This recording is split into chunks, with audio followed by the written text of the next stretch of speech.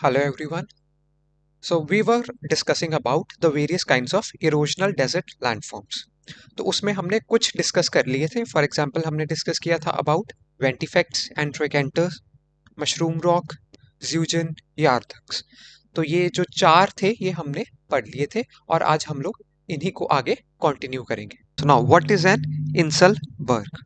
So Inselberg is a steep-sided hill of solid rock that is rising abruptly from the plain. तो basically inselberg क्या है? एक steep sided, मतलब जिसकी sides काफी ज्यादा तीखी हैं, तो स्लोप ज्यादा है इसका. तो स्लीप साइडेड हिल है एक रॉक की जो कि प्लेन से अब्रप्टली एकदम से प्लेन से उठी हुई होगी. तो an inselberg is a hill और small mountain that is isolated from the surrounding plain. तो एक बड़ा सा प्लेन एरिया होगा, उसमें सडनली एक छोटा सा हमें स्टीप साइडेड हिल दिखेगा. तो that is called as inselberg and is made of hard erosion resistant rock. तो बेसिकली डेजर्ट और जो एरिड टोपोग्राफी है उसमें वही स्ट्रक्चर्स बचते हैं मेनली जो हार्ड रॉक्स वाले हैं, बिकॉज जो सॉफ्ट रॉक है वो मेनली इरोड हो जाती है.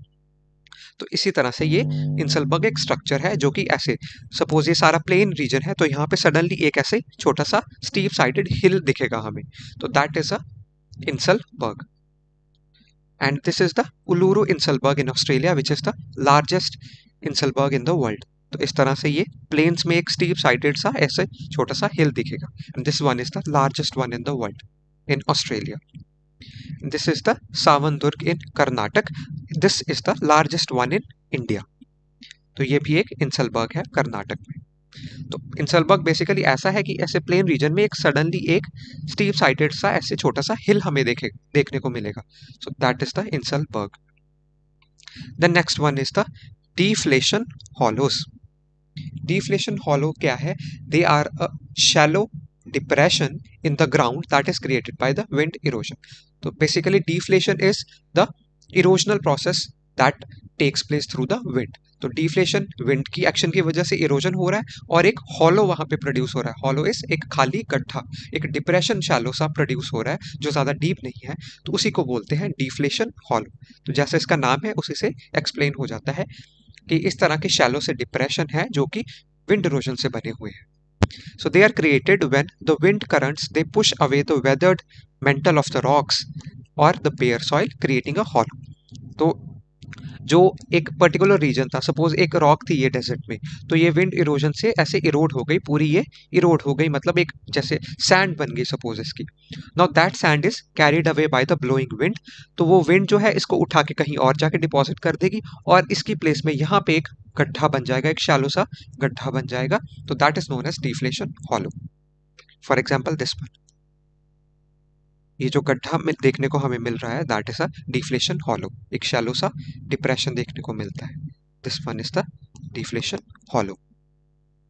The next one are the aeolian caves.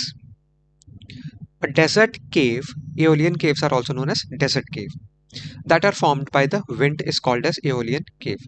तो जो caves desert में wind के erosion से बनी हुई हैं उनको aeolian caves कहते हैं. These are the common ones in the desert areas and are formed when the wind erosion it carves out chambers in the sandstone cliffs. तो बेसिकली जो सैंडस्टोन सिंस हमने पढ़ा था कास्ट टोपोग्राफी में भी कि वो थोड़ी सॉफ्ट रॉक होती है, वो जल्दी इरोड हो जाती है. तो इसीलिए जहाँ पे डेजर्ट रीजन्स में सैंडस्टोन जैसे जो सॉफ्ट रॉक्स हैं वो मिलती हैं तो उनको विंड जो है वो इजीली इरोड कर जाती है और इरोजन से इस तरह से केव्स बन जाती हैं. उन्हीं केव्स को बोलते हैं डेजर्ट केव्स और the aeolian caves. For example this one, तो इस रॉक में ये एक तरह की छोटी सी केव बन गई है. सिमिलरली दिस वन, तो ये एक बड़ी सी रॉक है जिसमें ये ऐसे हॉलो आउट डिप्रेशंस हैं, केव्स बन गई है because of the action of wind. Again this one, this is a cave. तो इस तरह से विंड इरोजन से रॉक्स में ऐसे केव्स बन जाती हैं जिनको हम लोग एओलियन और डेजर्ट केव्स बोलते हैं. Then are the paddy plains. A paddy plain is a broad, flat rock surface that forms when multiple pediments they join together.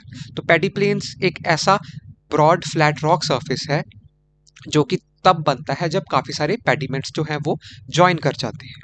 Now pediments basically क्या है?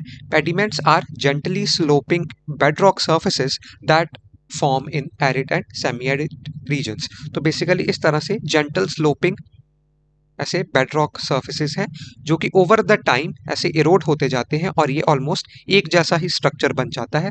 जो ये उठे हुए पार्ट हैं ये इरोड हो जाते हैं और ऑलमोस्ट इसका लेवल सेम हो जाता है और इस तरह से ये प्लेन्स बन जाते हैं, फ्लैट सर्फेसिस रॉक पे बन जाते हैं। उन्हीं को बोलते हैं पैडी प्लेन्स।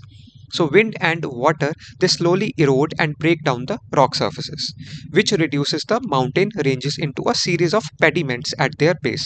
तो basically ये suppose अगर mountains थी एरिड रीजन्स में, तो ये इरोजन की वजह से ये सारी जो है ये ऐसे इरोड होती जाएंगी ऊपर से। अल्टीमेटली एक टाइम आएगा जब इनका लेवल ऑलमोस्ट ऐसे फ्लैट हो जाएगा। तो जो उस तरह से जो ये फ्लैट ब्रॉड सर्फेसिस बनते हैं रॉक्स के, उन्हीं को बोलते हैं पैडी प्लेन्स, जो कि बेसिकली काफी सारे पेडिमेंट्स के मिलने की वजह से बनते हैं। The pediments they gently slope outward and eventually they join together to form a large plain which is known as paddy plain.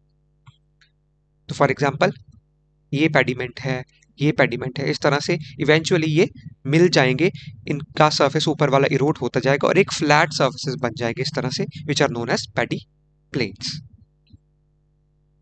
Then next one is the mesa. A mesa is a flat-topped hill or ridge or elevated platform that is isolated and surrounded by steep sides or cliffs and stands above a plain. तो basically ये एक plane के ऊपर isolated होता है और इसका जो टॉप है वो एक फ्लैट हिल की तरह दिखता है। तो ऐसे एक फ्लैट सा इसका टॉप होगा। ये एक हिल हो सकती है छोटी सी, एक रिज हो सकता है, कोई एलिवेटेड सा बड़ा प्लेटफॉर्म भी हो सकता है। So that is known as mesa. So mesas are formed by the erosion when winds and water they wash away the softer rocks from the top of a hill, leaving behind a cap of harder rock called as cap rock.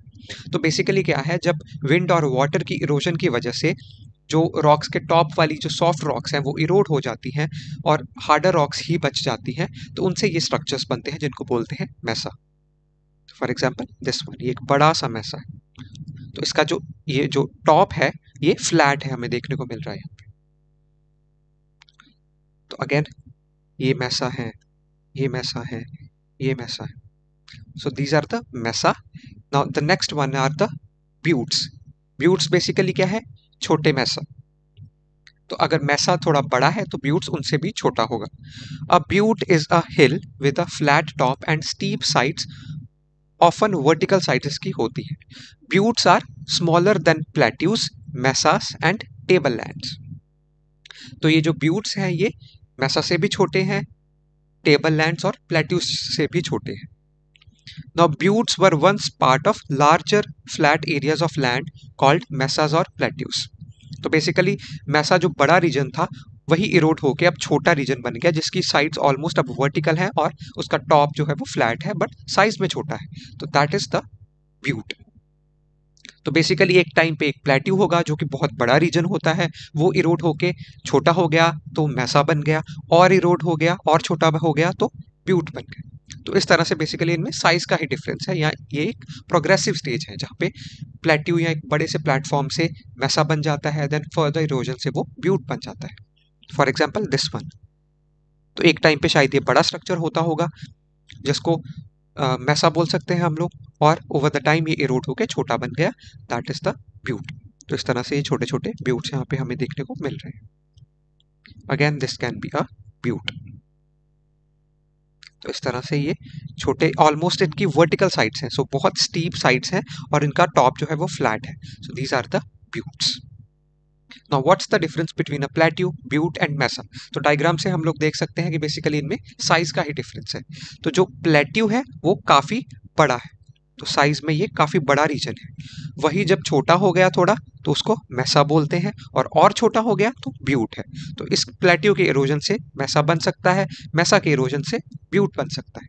तो basically size का ही इनमें difference है, जहाँ पे plateau बड़ा है, मेसा उससे छोटा है और ब्यूट सबसे छोटा है।